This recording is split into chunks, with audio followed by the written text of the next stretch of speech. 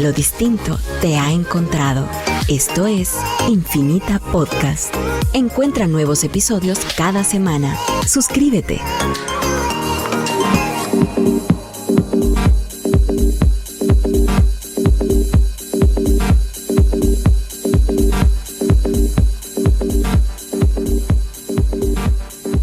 Bienvenidos al DT Podcast número 24. El día de hoy tenemos a invitados recurrentes que ya han estado acá en el podcast, pero hoy estaremos hablando de un tema muy importante, interesante, de una blockchain sobre disputas legales que se llama Kleros. Mauricio Duarte está aquí con nosotros como invitado especial y acompañándome del lado de DT estamos con Juan Pablo Lemus, aquí para llevar la entrevista y hacer diferentes preguntas. Entonces, gracias por sintonizar, por escucharnos. Y Mauricio, cuéntanos un poco qué es Kleros. Bueno, primero, ¿qué tal, Esteban y Juan Pablo? Es un placer estar de vuelta en el podcast. Y pues bueno, tal vez para hablar un poco de Kleros, que lo había mencionado en el podcast anterior, que me recuerdas el 12, en el que estuvimos con Roberto y Darío hablando de diferentes temas. Kleros para mí es un proyecto muy interesante, al menos yo desde la perspectiva de abogado, graduado de la UFM, después con una maestría en Estados Unidos. No sabía realmente que blockchain tenía el alcance de resolver controversias legales, o al menos no era una de las aplicaciones que yo tenía en mente. Uno siempre tenía la básica o la más genérica, que eran las aplicaciones financieras, Bitcoin y criptos. Pero poco a poco, en lo que uno se va inmiscuyendo en este mundo, ve el potencial de aplicaciones de blockchain. Y cuando uno se adentra más en este mundo, ve que no solo es disputas legales, no solo son criptomonedas, sino hay un mundo entero que se puede eficientizar y hacer más útil con blockchain. Entonces, Kleros, ¿qué es? Es un blockchain propio que surge de Ethereum. Es un DApp que se maneja con el protocolo de Ethereum y que se basa en resolver controversias de forma descentralizada. ¿Cómo resuelven las controversias de forma descentralizada? Es utilizando un mecanismo de jurados y de gente que se adhiere voluntariamente a participar como jurados, y para tener esa participación como jurados tienen que comprar un token que se llama Pinakion, que ese token tiene sus vestigios de antigua Grecia, en donde la democracia representativa en su momento, la forma de resolver controversias era por medio de jurados. Obviamente el mismo sistema se replicó en Estados Unidos. En Guatemala se intentó replicar en el siglo XIX, del siglo XX con el código de Livingstone. Nunca prosperó en Guatemala. Obviamente hay ciertos aspectos culturales, pero en diferentes países se ha tratado de incorporar la cultura de jurados. ¿Por qué? Porque al final se entiende la noción que la impartición de justicia puede ser por los mismos pares, no necesariamente únicamente por jueces o únicamente por abogados, sino también los pares en un momento dado pueden razonar y pueden resolver controversias. Entonces, Kleros, en pocas palabras, es eso, es un blockchain destinado a resolver controversias. Y para mí hay complejidades técnicas y económicas, que es lo más interesante de esta blockchain, que lo hace un proyecto que ya lanzó su ICO desde el año pasado, y ya es un proyecto montado y ahorita busca expandir más y más las controversias que quiere resolver. Y mira, a mí me surgen un par de preguntas ahorita que mencionabas que es un sistema de jurados y que para poder participar como jurado compras un token o compras tu participación. Entonces, son dos preguntas. La primera es que me expliques un poco, que no conozco tanto del tema. ¿Qué es la ventaja de tener para la resolución de disputas un jurado contra tener jueces? ¿Y en qué? Porque supongo que también hay ventajas y desventajas, y han de haber unos casos, tal vez en penal, que es mejor tener uno que el otro, y tal vez en, no sé, en cortes de divorcio. Que nos expliques en qué casos se aplica mejor cada uno de estos. Y la otra es si no hay ahí cierto riesgo o cierta manera de truquear el sistema si vos estás pagando por participar como jurado. Hay cierto anonimato del caso, de las personas que participan del caso. ¿Cómo le haces para que no haya gente que hace caso para ganar el caso bien y les paga? Miren, ahí están sus tokens, mucha, vayan y voten a favor mío. Sí. Entonces, que si ya se contempló eso. Sí, pues bueno, Cleros, ¿cómo funciona efectivamente para tener esos mecanismos de resguardo y en contra de abusos de los jurados que se postulan? Es al momento de comprar el token, uno tiene que postular, por ejemplo, cuál es su especialización. Por ejemplo, uno puede ser experto en construcción de páginas web, otro puede ser un experto en e-commerce. Entonces, dentro de ese pool se le agrega una categoría del expertise que uno se está nominando como tal. Por ejemplo, todavía no se ha llegado al extremo en Cleros de resolver cuestiones penales o cuestiones de divorcio, sino ahorita, y porque lleva 2 años el proyecto como tal, resuelve smart contracts, pero relacionados con freelance developers, software developers y otros temas, por ejemplo, transacción de activos digitales. Entonces, ahorita tal vez la resolución de controversias es más en cuanto a aspectos comerciales. Todavía no se ha llegado a ámbitos penales, administrativos, de familia, pero en un momento dado, quién sabe, podría ser un mundo que se podría explorar, pero por el momento no estamos ahí.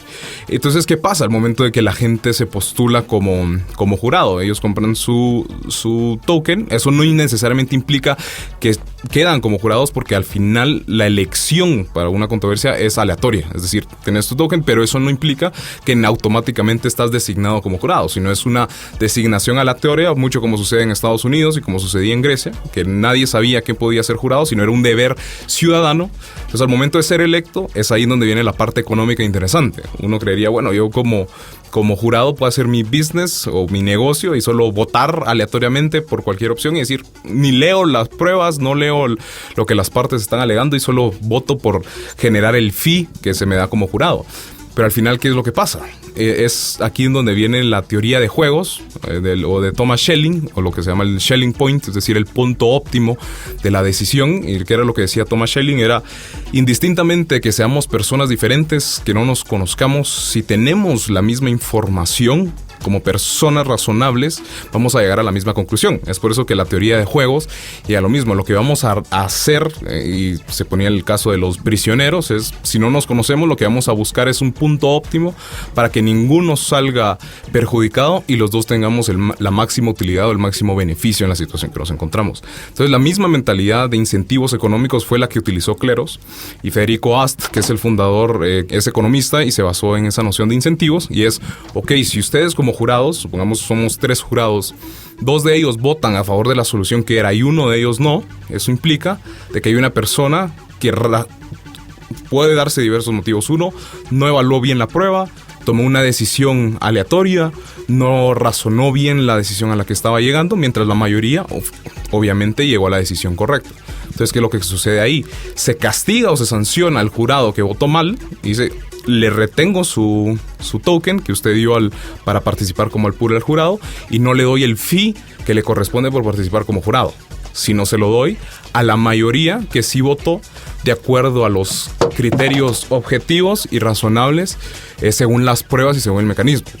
Entonces, ahora se dirá, bueno, pero ¿cómo podemos saber si efectivamente la decisión de la mayoría es la decisión correcta? Pero ahí es donde viene que son las mismas partes al momento de optar por Cleros, que es una decisión que ellos tienen que decidir en su smart contract, establecen las opciones que pueden elegir.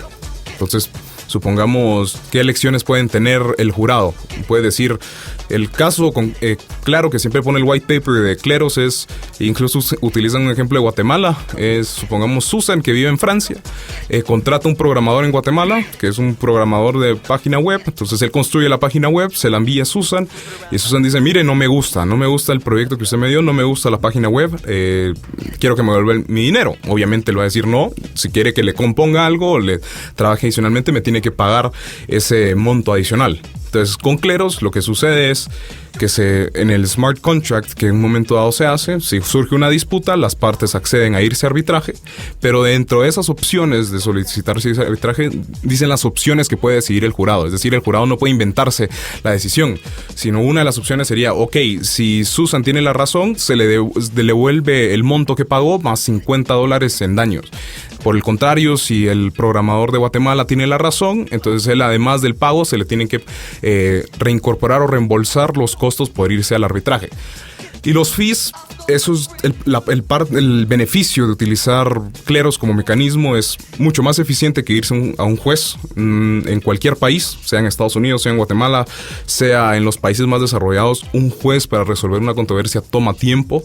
Si queremos verlo en los temas más conservadores, 6 meses a un año. En Guatemala eso no sucede, pero en otros países sí hay casos que sin mayor complejidad pueden tomar de 6 meses a un año. Kleros puede tomar de 2 a 3 días. Tarda 4 años. Sí, aquí algunos si nos va bien, en otros tardan 8 o 10 años. Yo he visto casos que llevan casi 12 años encasillados. Entonces, uno de los beneficios es la eficiencia. O sea, definitivamente Kleros es un mecanismo de resolución de controversias que en cuestión de horas va a resolver una controversia comercial de gente que está en diferentes partes del mundo.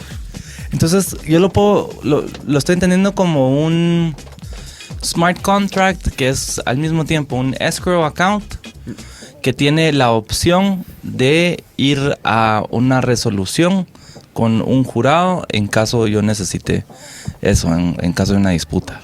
Correcto, incluso el mismo Federico Ast, que es el fundador, como les digo, él siempre dice, pensémoslo como un escrow, que los fondos se van a quedar estratificados o congelados hasta el momento que se resuelva la controversia. Y como el mismo protocolo está en forma de un smart contract, al momento de resolver la controversia eso se ejecuta automáticamente. Es decir, no necesitamos ir, como sucede en temas legales, después de que me dan una sentencia, el juez resuelve, y yo tengo que ir a otro mecanismo para forzar la ejecución de esa sentencia. Aquí no sucede eso, sino se resuelve inmediatamente por el jurado, y porque su protocolo está en la forma de un smart contract, se ejecuta automáticamente el resultado. Entonces, el user path es, yo voy a contratar, en este caso, asumiendo a un programador para que me diseñe una página web. Entonces me va a cobrar, no sé, un cuarto de Bitcoin. Un buen programador. Es un buen programador. Sí. Asumamos. Para una super página web. Entonces dice, ok, yo te voy a contratar, pero lo vamos a hacer con Kleros. Entonces voy a agarrar ese smart contract, yo deposito ese .25 BTC en ahí. Bueno, de hecho sería Ethereum. Sí. Bueno, realmente ahorita están haciendo alianzas con diferentes proyectos, incluso ya están utilizando Bitcoin también como mecanismo de pago y tenerlo indistintamente. Okay. Entonces usemos Ethereum, porque realmente Ethereum también funciona. Ahí, ¿cuánto le vamos a asignar? Unos 13 Ethereums. Sí. Unos 13 Ethereums. No, pero está bien gato el programador. Pero, pongámosle 10 Ethereums, pues. 10 Ethereums. Entonces asignamos 10 Ethereums en un smart contract de Kleros, mientras el programador me está haciendo la página web. Entonces él me entrega la página web y yo le digo, sí, me gusta, pum, él recibe los hits. O digo, no me gusta, nos vamos a una disputa. Vienen entonces 3-4 jurados diferentes, a los cuales pueden, según lo que yo pero ¿cómo les mando yo la información ahí? Es ahí donde viene la parte interesante del blockchain. Porque uno preguntaría, ¿pero por qué está en blockchain un mecanismo de resolución de controversias, además de que es descentralizado? Es para mantener la integridad de las pruebas. Entonces, ¿qué es lo que sucede? Es tan complejo el protocolo de Kleros, o el DApp como tal, de lo que sucede es inmediatamente que se activa la opción de irnos a arbitraje, como le llaman, o resolver la controversia, los mecanismos, la prueba, es decir, el contrato inteligente, las condiciones que las partes hayan programado, e incluso los intercambios de comunicaciones que las partes se hayan designado, se trasladan inmediatamente al jurado. Y es decir, eso validando la integridad de la información y de la prueba por estar dentro del blockchain, que nadie lo puede alterar.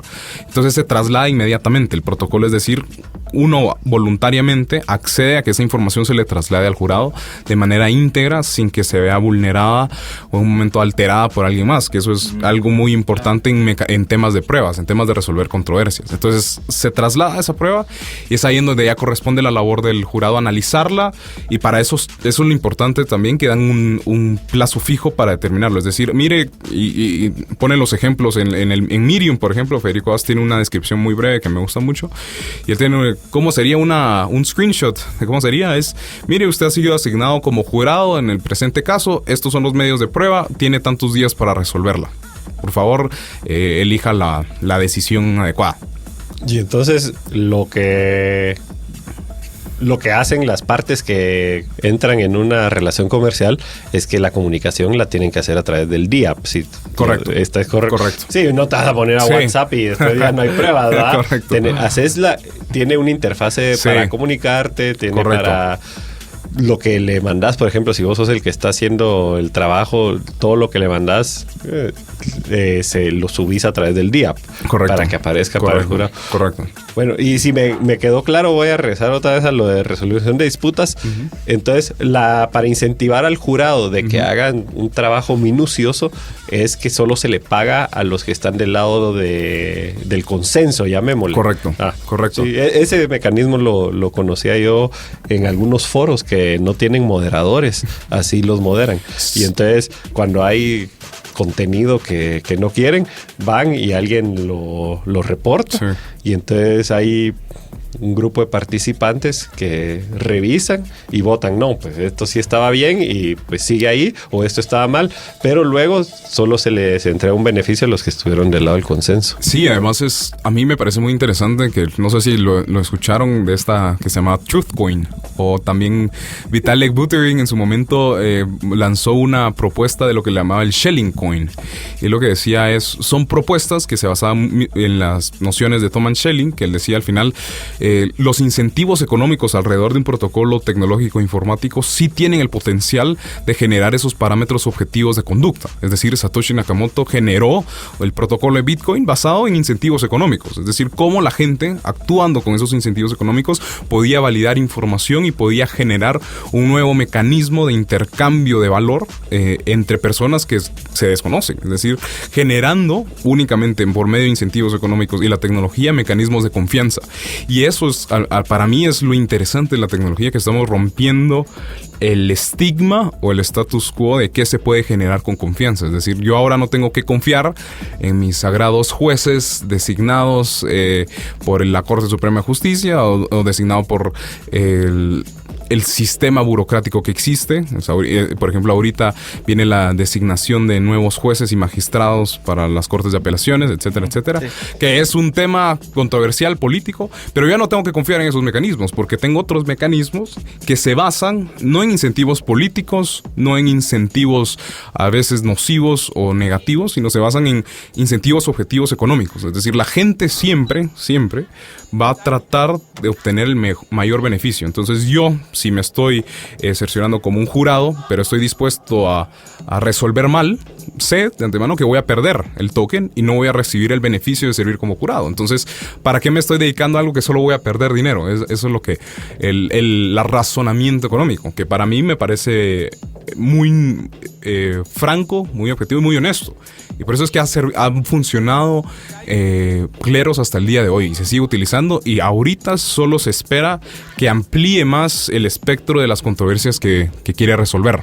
Entonces, yo creo que ahí está súper interesante, porque nos podemos dar cuenta de que es aplicable para muchas personas en Guatemala que están actuando o dando servicios en un mercado internacional o hasta en un mercado nacional, pues. Sí. Entonces, porque de hecho cuando uno es un freelancer y como programador estás trabajando y tenés a diferentes clientes internacionales y todo, sí hay un tema de cómo vas a resolver una disputa. Y está al final del día lo que cae es a la confianza, al razonamiento entre los dos partidos que entran, y la esperanza, pues, de que hiciste bien tu trabajo y que tu cliente va a estar contento, y si no está contento, pues lo vas a poder hablar con él y vas a poder llegar a un consenso de alguna u otra manera. Pero la realidad es de que si vas cada vez agarrando más clientes, y clientes tal vez internacionales pero pequeños, independientes, como el caso de la website que mencionaste ahí, me parece genial, porque estoy seguro que eso le ha pasado a muchos. Sí te puede pasar de que el cliente pues esté completamente descontento y te escriba un review en La plataforma de que te va a destrozar tu reputación como programador y los arduos años de trabajo que llevas detrás. Sí, y algo interesante, y justo lo vi hace un par de días, porque también me estoy preparando mentalmente, porque la otra semana voy a estar en Perú, en un evento que le denominan los abogados del futuro, y justo va a estar Federico Ast. Vamos a estar en el mismo panel. Entonces también me estoy ahí preparando un poco mentalmente, y él explicaba que, porque le hicieron la pregunta en un programa donde estaba, y mire, pero su sistema se maneja en base a un sistema reputacional. La reputación es muy importante de los jurados. Él dijo, no, nosotros manejamos un sistema de anonimato del jurado. Es decir, no hay forma de un momento dado sobornar al jurado, porque está descentralizado, está distribuido y nadie sabe quién es. Entonces no hay forma de poder sobornar a ese jurado, porque puede ser su vecino o puede ser alguien que vive en Madagascar. No lo sabe. Entonces él dijo, el anonimato para mí es mejor que la reputación, porque la reputación indistintamente siempre se puede alterar. Es decir, siempre pueden haber criterios subjetivos que juegan un rol y eso le quita legitimidad. Por ejemplo, ¿qué pasa con Uber?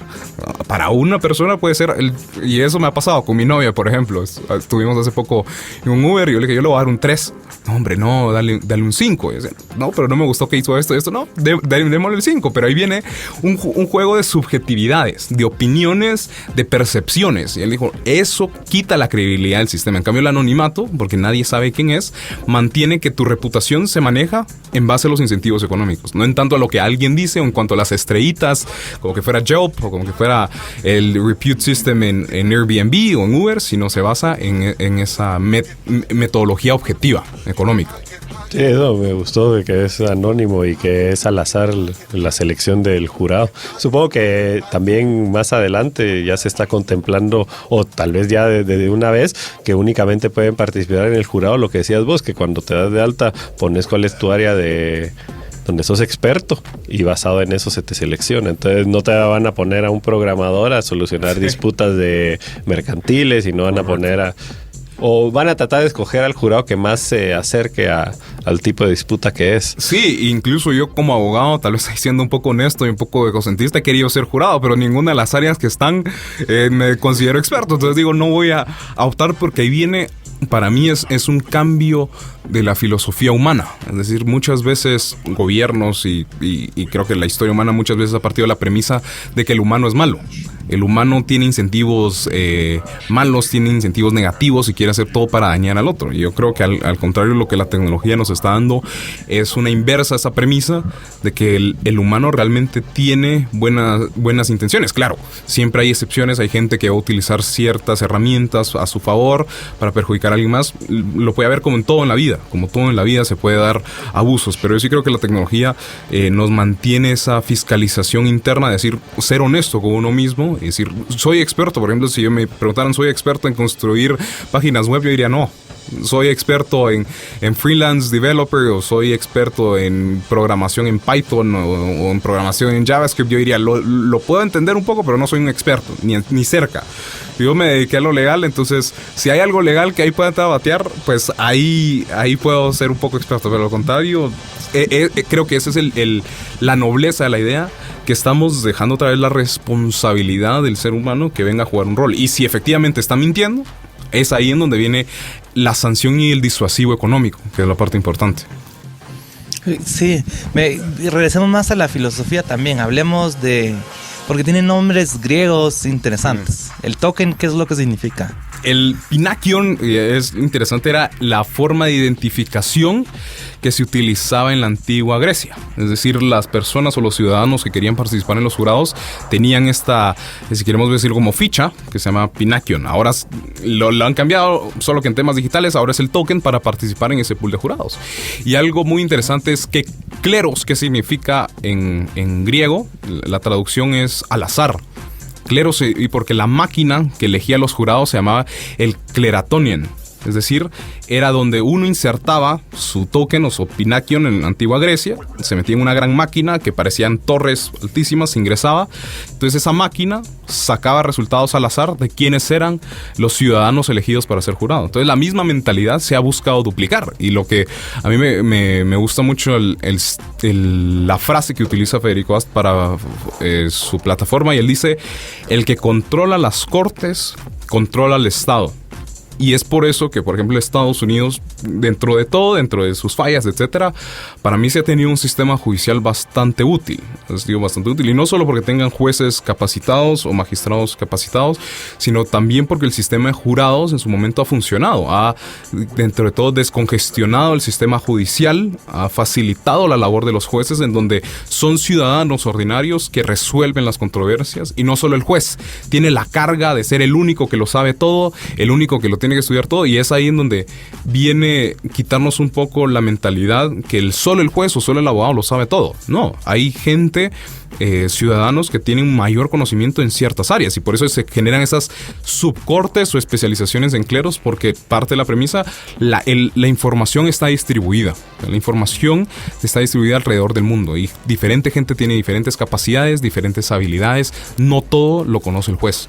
A ver, regresemos a lo que te preguntaba al principio, ventajas y desventajas de tener jurados. Yo creo que hay ventajas en un momento dado. Las ventajas, regreso al primer punto, es la eficiencia que hay. La eficiencia que hay en cuanto a la resolución de controversias. La segunda es de que al final siempre hay una decisión mayoritaria. Es decir, dentro de todo, esa decisión mayoritaria lo que nos permite es una fiscalización del resultado. Es decir, bueno, supongamos 2 de 3 votaron por esta opción. 2 de 3 lo decidieron, por algo será. O sea, es muy poco probable que se haya podido sobornar a 2 de 3. Como les digo, ahí viene el anonimato y otros objetivos, pero además el mecanismo de mayorías y de fiscalización mantiene ese sistema de decir, al final no está eligiendo solo una persona, solo un juez que se cree que lo conoce todo, sino al final está haciendo un riesgo disperso. Y el tercer beneficio que veo yo de utilizar jurados, claro, hay un par de lados negativos que ahorita voy a hablar de ellos. El tercer aspecto positivo de utilizar jurados es de que al final estamos enfatizando en una economía colaborativa y descentralizada, que es lo que se espera que vaya proyectándose hacia el futuro. Estamos también diciendo la resolución de controversias, o algo que se esperaba que solo fuera centralizado del Estado, también se puede compartir entre individuos, es decir, peer to peer. Entonces, la noción de jurado para mí nos está llevando también a un mecanismo paralelo y acorde a una economía descentralizada y distribuida. Que al final, si uno no tiene los mecanismos institucionales y legales para resolver y adecuarse a una economía colaborativa, descentralizada y distribuida, el sistema está destinado a fracasar. Ya sea el desarrollo económico de la innovación y las nuevas industrias, o el mismo sistema antiguo y arcaico que se basaba en otras instituciones y en otras condiciones de mercado. Entonces creo que esos 3 son los beneficios de utilizar un jurado. Ahora, veo negativos, veo un par de lados negativos. Por ejemplo, podría mencionar 2 temas. Uno que veo es que el beneficio normalmente de tener jurados es esa discusión que se tiene entre los mismos ciudadanos. Me imagino que muchos de ustedes han visto películas en donde correcto, donde tienen que ir a deliberar, o sea, 12 Angry Men. A mí me parece una muy buena película de que demuestra cómo es la dinámica dentro de un jurado. Después de oír a las partes, entran a un salón excluidos de la humanidad y empiezan a deliberar. A veces 3, 4 horas. Por ejemplo, en O.J. Simpson, miren, deliberaron solo 2 horas, ya tienen un resultado, pero nos da una noción de cómo funciona. La deliberación como tal no existe en cleros. Ahora, entiendo la razón por la cual no existe una deliberación como tal, o esa comunicación o esa discusión. Uno es para no afectar la parcialidad de alguno de los jurados, y además, como lo digo, porque se fundamenta en esa objetividad de los parámetros objetivos y económicos. Entonces entiendo por qué, pero creo que en ciertos casos, dependiendo de su complejidad, sí vale la pena tener esa discusión. Y el otro lado, tal vez si lo queremos ver negativo, pero que no considero que sea negativo, pero que puede ser una desventaja en un momento dado, es que la existencia de un jurado, en muchas ocasiones no hemos aprendido a confiar, o al menos todavía no hemos llegado al punto de la evolución humana en donde consideramos que otro ciudadano o otra persona que se considera experta puede resolver nuestra controversia. Si no tiene el sombrero de abogado experto o juez experto o magistrado experto, todavía no hemos llegado a ese punto en la evolución. Entonces sí creo... Bueno, en este caso más va a que le puso el dedazo el que tiene las pistolas, que es el gobierno. Sí, entonces sí, es lo que estamos acostumbrados. Sí, pero ¿quién lo va a obligar? Como digo, sí, creo que no es una desventaja, sino es que todavía no hemos evolucionado lo suficiente, pero por lo mismo, seamos francos, yo como le digo a la gente, si nos ponemos objetivamente hablando, el mundo de blockchain y innovación tecnológica y de cambiar mucho de lo que teníamos contemplado, no solo en instituciones legales, sino en nociones de economía, nociones de innovación, nociones de desarrollo, empiezan formalmente en 2015, o sea, empieza una inversión grande en todos los temas de innovación, en temas de blockchain, smart contracts, cambios en infraestructuras legales. O sea, obviamente salió Bitcoin en el 2009, empieza, pero en 2015 es donde empieza este boom, y yo solo creo que esto va a seguir aumentando, y se espera que para 2025 todas estas tecnologías, especialmente blockchain, que es una de las que más me gusta, ya sea algo de uso normal en disputas legales, en acuerdos legales, en contratos inteligentes, en transferencia, digitalización de activos, etcétera. Entonces ahorita creo que estamos en ese punto donde todavía la gente no ha llegado a cambiar la filosofía o la mentalidad, pero conforme vayamos avanzando en la evolución digital, esa noción va a ir cambiando. Y a ver, te iba a preguntar, ¿y vos ahora estás con Kleros haciendo un proyecto de investigación, tengo entendido? Sí, y tal vez ahí para dar un poco de trasfondo. Yo estuve hace un par de meses en un evento en México que se llamaba Revolution of Law, y obviamente llegan muchos abogados interesados en innovación digital, en legal design, en cómo incorporar nuevas tecnologías a la práctica del derecho para eficientizar la labor del abogado y para mejorar el servicio final al usuario y al ciudadano ordinario. Y lo que en su momento yo les me estaban preguntando, bueno, ¿cuáles son tus aspiraciones? Yo les conté, miren, a mí me encanta el mundo digital, yo me he dedicado a esto el último año y medio, en mi maestría me enfoqué en esto, en cómo programar contratos inteligentes en blockchain, etcétera, etcétera. Y ellos me dijeron, mira, y fue creo que un consejo que ahora lo veo, digo, uno de los mejores consejos que he recibido en mi vida, me dijeron, no apliques a maestrías, aplica fellowships. Bueno, ¿qué es un fellowship? Y me dijeron, mira, al final un fellowship es un programa donde vos, como abogado, como economista, como programador, podés ser parte de un DIAP, o de la construcción de un DIAP dentro de un ecosistema más grande. Entonces vos aplicas estos fellowships. Por ejemplo, en Stanford hay fellowships en el Instituto de Codex, que es en cuanto a innovación legal, pero también como Stanford hay muchas empresas que tienen programas de fellowships en donde podés investigar nuevas aplicaciones que se pueden utilizar con blockchain, y específicamente, por ejemplo, en Kleros, que fue a la que yo apliqué. Entonces yo dije, bueno, me tomé ese consejo y apliqué al fellowship de Kleros, que salió la convocatoria a finales de abril. Debo reconocer que en un momento dije, no, hombre, yo soy un abogado chapín, no creo que le pongan mucha atención, que aquí viene la parte interesante, que como les digo, las vueltas de la vida uno a veces no sabe dónde lo lleva. Y dije, bueno, voy a aplicar. Pasan un par de semanas después y Federico Ast me escribió un correo y me dice, mira, me gustaría tener una entrevista con vos. Obviamente en temas, con vos es una persona en temas digitales, una entrevista a distancia, no esperaran su cafecito en Café Barista, sino una entrevista totalmente a distancia. Y ahí fue la parte donde me alumbró un poco los ojos, y él me preguntó, leí tu currículum y lo primero que noté, y esto es muy interesante, es que sos de la Universidad Francisco Marroquín. Yo le dije sí, pensando que no le iba a conocer. Obviamente alguien que ha trabajado en Argentina, fue a Singularity University, etcétera, etcétera. Y me dijo, la razón por la cual me llamó la atención que sos de la Universidad Francisco Marroquín es porque tengo muchos conocidos argentinos que trabajan en la Universidad Francisco Marroquín, y además porque la Universidad Francisco Marroquín se dedica mucho en cuanto a la noción de la libertad económica, en cuanto a los temas del punto de Schelling, de los óptimos de Pareto, de la eficiencia económica. Y obviamente ahí tuve que sacar a relucir mis clases antiguas de economía 1, 2 y 3 y decirle, no, sí, efectivamente. Sí. Hayek, etcétera. Milton Friedman les decía, pero efectivamente ahí me comprobé algo, que yo dije, indistintamente de que uno sea de Guatemala, ya se ha reconocido que al menos Guatemala tiene mucho potencial en cuanto a la innovación tecnológica. Él me dijo, miren, yo tengo muy presente que en Guatemala hay mucho potencial de uso, hay mucha necesidad y mucho potencial de uso, y incluso no le he preguntado, pero se lo quiero preguntar la semana entrante en Perú, ¿por qué en su white paper utilizaba el ejemplo de un programador de Guatemala? Porque yo no creo que haya sido, sí. No creo que haya sido accidental. Sí, entonces para hacerle la historia corta me eligieron para el fellowship, que después aplicaron casi 50 candidatos.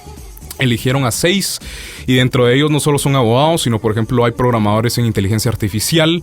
Una de ellas trabaja en África, por ejemplo. Otro de ellos es un analista financiero de JP Morgan. Entonces hay de todo un poco. Hay esos equipos multidisciplinarios que son necesarios en una nueva economía colaborativa.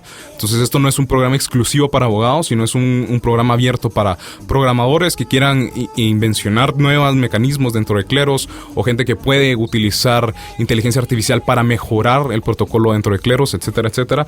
Y específicamente lo que yo voy a estar trabajando en Kleros va a ser en cuanto a cómo ampliar el espectro de Kleros en cuanto a la resolución de controversias en un área que me gusta mucho, que es la distribución de energía de energía eléctrica por medio de paneles solares. Es decir, ahora existen lo que se llama smart meters o smart grids, que obviamente hay ahí una complejidad técnica que utilizan ahora Internet of Things para medir la energía que está produciendo las casas con paneles solares y cómo ese excedente de potencia de energía se puede vender a otra casa, un peer-to-peer market. Por ejemplo, en Brooklyn ya existe una iniciativa que se llama Brooklyn Grid, que ya existe. Hay otra empresa que, si están interesados, está haciendo muchos proyectos alrededor del mundo, que se llama LO3 Energy, que se basa justo en estas nociones de cómo blockchain nos puede ayudar a hacer mercados de energía más eficientes. Entonces, cuando le presenté mi iniciativa, le dije, mire, a mí me apasiona mucho el mercado energético, al menos el mercado energético en cuanto a un mercado peer-to-peer, o de pares a pares, y creo que es el futuro en un momento dado de la infraestructura de energía. Tal vez no necesariamente en Guatemala en los próximos 5 años, pero en otros lados del mundo sé que es algo cercano y algo que se va a dar. Y entonces cuando le propuse mi idea de cómo Kleros se podría aplicar para resolver ese tipo de disputas, lo analizaron después de un par de semanas y recibí la noticia, mire, ha sido aceptado en el programa del Fellowship de Kleros. Entonces ahorita por los próximos 5 a 6 meses voy a estar encerrado trabajando, evaluando cómo incorporar Kleros.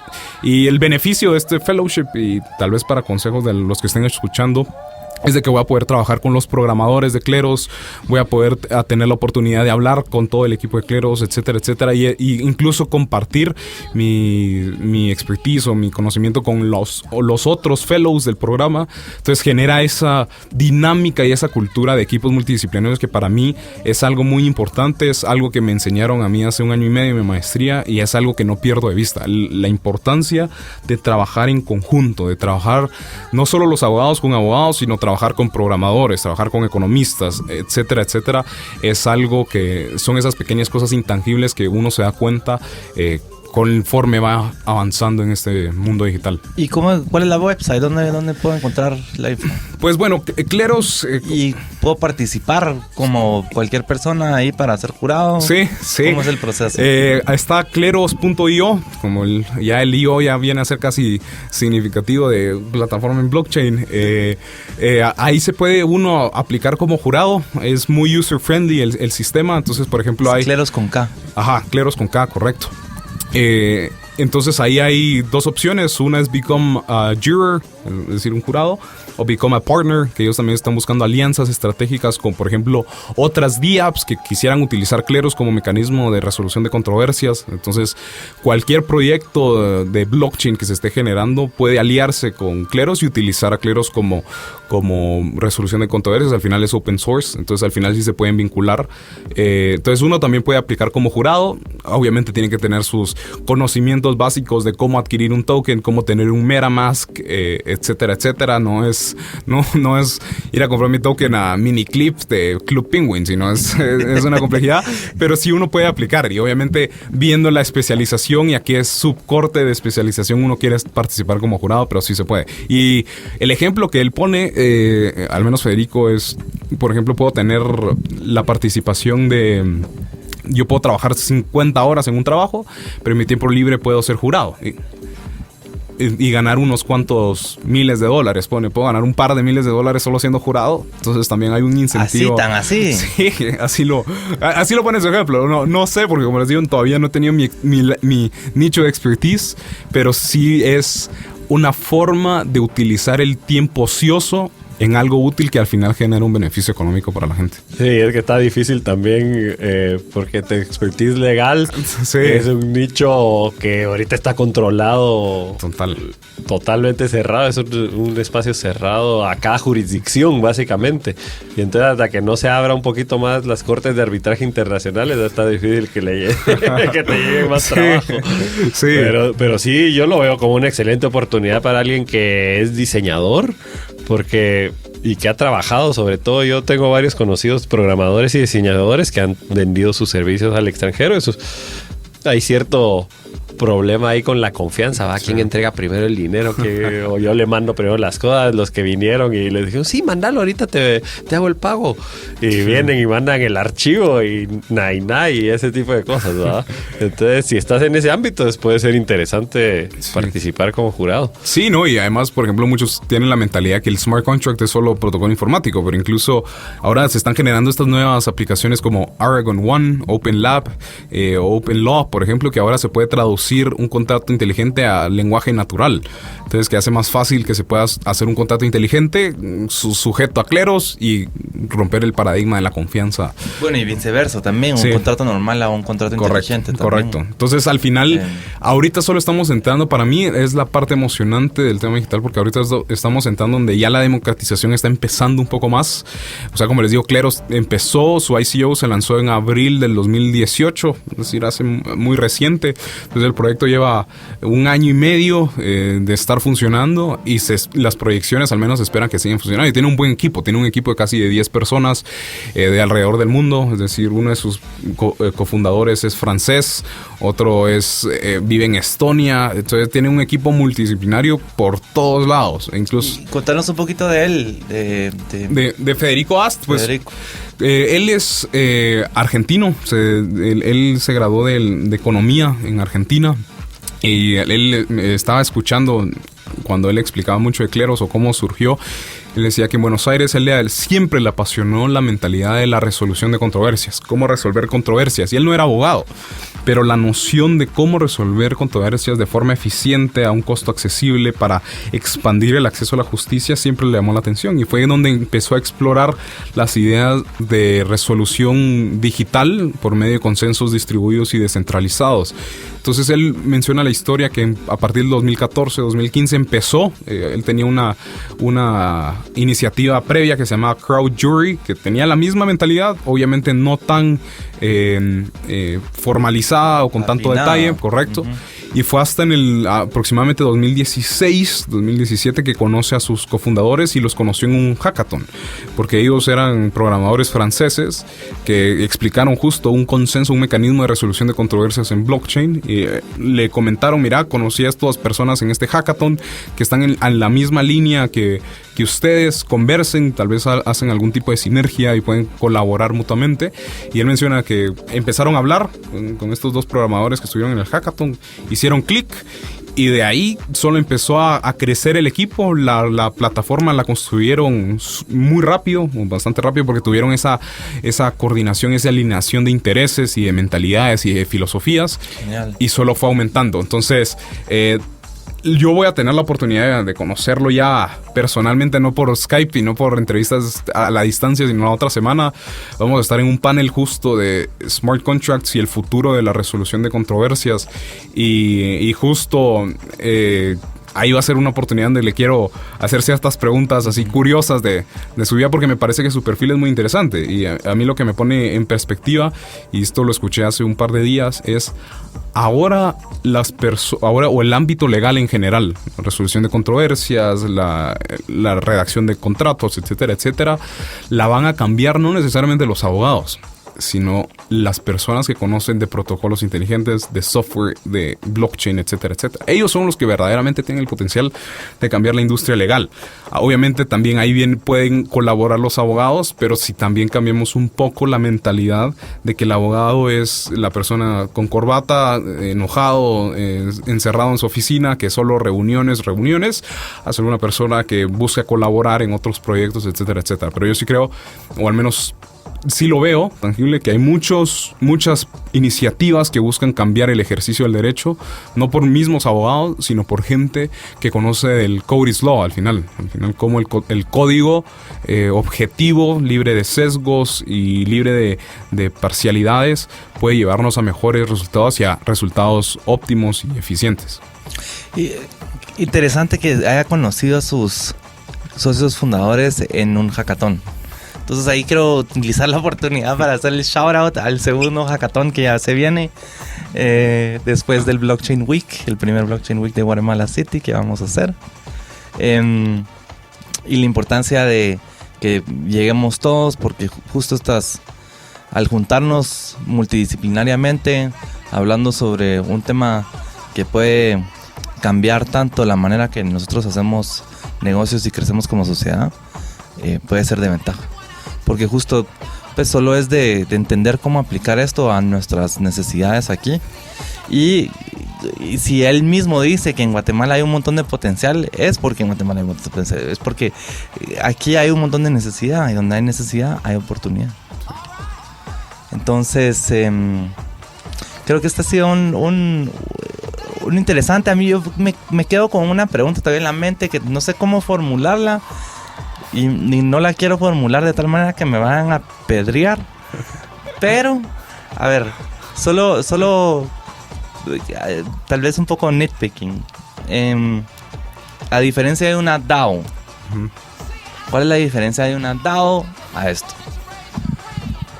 Tal vez la diferencia, si lo queremos ver ya en conceptos técnicos muy nitpicking, muy al detalle, es que el DAO, o al menos la noción del DAO, se basa en cómo tomar decisiones de forma descentralizada y distribuida para algo mayor. Por ejemplo, el DAO, el escándalo del DAO en Ethereum, que se tomaba más como una mentalidad de un venture capital. Era más dónde poder invertir con gente que compraba una participación en el DAO.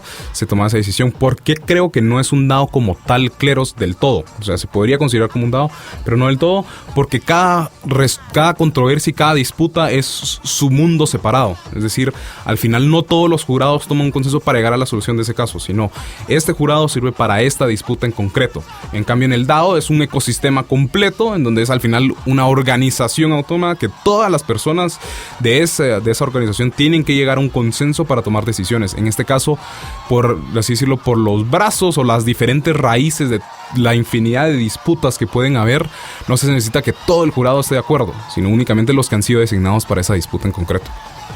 Nada, genial. Bueno, pues muchas gracias. Ahora sí aprendimos. Información importante. Y yo creo que estás subestimando la utilidad que puede tener el proyecto solar aquí en Guatemala. Porque hay un montón de diferentes, no pensemos solo solar y eólica, que son las más populares de las verdes. Aquí geotérmica, aquí hay mucha agua también y microhidroeléctricas pueden ser, porque yo las he visto instaladas en fincas microhidroeléctricas que lo que te encienden son los 3-5 focos de un beneficio. Sí. Entonces yo creo que estás subestimando la oportunidad que hay aquí en Guatemala para pues lo que estás ofreciendo, que básicamente es poder tener confianza en vender yo mi electricidad que genero en una microescala. Genial, pues le damos las gracias a Mauricio por haber pasado acá. No sé si quieres tirarte un final statement. Bueno, tal vez como final statement, que siempre es una consideración que me gusta dejar plantada a las personas que estén escuchando, sea de quien sea abogado, sea economista, sea odontólogos, nutricionistas, etcétera, etcétera. Los invito siempre a informarse y a educarse de este tema, porque hay oportunidades dentro del sector que ustedes se dedican, aunque ustedes no lo crean.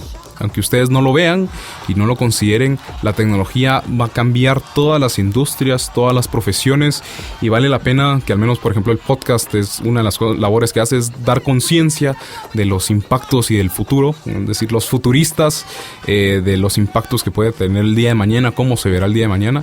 Yo sí los invito genuinamente, y no necesariamente todos, pero los que les llamen la atención este tipo de aspectos, pensar, ser creativos, educarse e incluso generar ideas. ideas que pueden compartir en meetups o pueden compartir en diferentes foros, por ejemplo en el Hackathon o en el Blockchain Week que se viene, compartir esas ideas, porque al final lo que se puede generar es un resultado que solo puede tener beneficios no solo personales, pero también en impacto social, que creo que es algo muy importante. Creo que algo que leí hace poco es que los millennials estamos cambiando el ejercicio de las profesiones y las industrias, y la razón le decían por qué los millennials están cambiando esa mentalidad es porque ahora su incentivo principal no es un incentivo económico, sino es un incentivo de impacto social, de cómo cambiar y cómo mejorar el mundo alrededor mío. Y yo creo que todos tenemos el potencial de hacer un cambio, por más minúsculo que sea, y con la tecnología como herramienta, ese cambio se puede se puede hacer mucho más rápido, se puede acelerar. Pero a todos los que estén interesados, sí nos invitan que sea un pequeño artículo, lo lean y empiecen a generar ideas, que con ideas a veces locas, que a veces se critican, es donde salen resultados muy buenos. Entonces eso es lo que termino. Excelente, la tecnología te da superpoderes. Entonces, como siempre, por favor, infórmense, edúquense y participen en el ecosistema. Hasta la próxima.